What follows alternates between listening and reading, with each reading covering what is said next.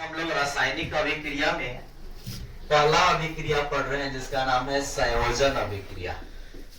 संयोजन अभिक्रिया, ठीक है। संयोजन अभिक्रिया क्या होता है? संयोजन अभिक्रिया के बारे में अगर पढ़ें तो सिंपल कॉन्सेप्ट है। संयोजन अभिक्रिया किसे कहते हैं? तो हमने पढ़ा है दो या दो से अधिक अभिकारक मिलकर, दो या दो से अधिक अभिकारक मिलकर एकल उत्पाद का निर्माण करते हैं तो उसे क्या कहा जाता है? संयोजन अभिक्रिया कहा जाता है। क्या डेफिनेशन बोले हम लोग? दो या दो से अधिक अभिकारक मिलकर, दो या दो से अधिक अभिकारक मिलकर एकल उत्पाद का निर्माण करते हैं तो उसे संयोजन अभिक्रिया कहा जाता है। जैसे में एग्जाम्पल देखिएगा सर, आज हम लोग जो जो एग्जाम्पल करेंगे सबका एक्सपेरिमेंट करके देखेंगे, ठीक है। तो मैंने पढ़ाया कि संयोजन अभिक्रिया, संयोजन अभिक्रिया में मैंने बोला दो या दो से अधिक अभिकारक मिलेंगे।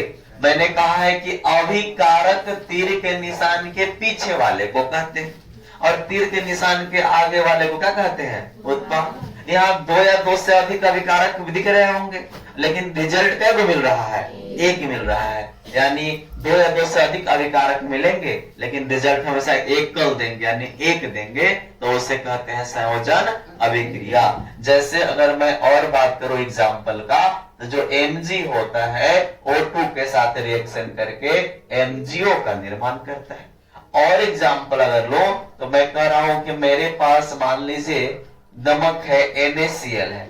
जब NaCl यहाँ जो होता है वह सॉलिड स्टेट में होता है, लेकिन जैसे इसको H2O में घोलते हैं तो NaCl का एक्वस फॉर्म बनता है। कैसा फॉर्म बनता है? Aqueous form. यानी हम दो कंपाउंड तो मिल रहे हैं लेकिन रिजल्ट हमेशा क्या मिल रहा है? एक मिल रहा है। और NaCl को यानी नमक को जब हम पानी में घोलते हैं तो यह जो रिएक्शन होता है यह फिजिकल रिएक्शन होता है, केमिकल रिएक्शन नहीं होता।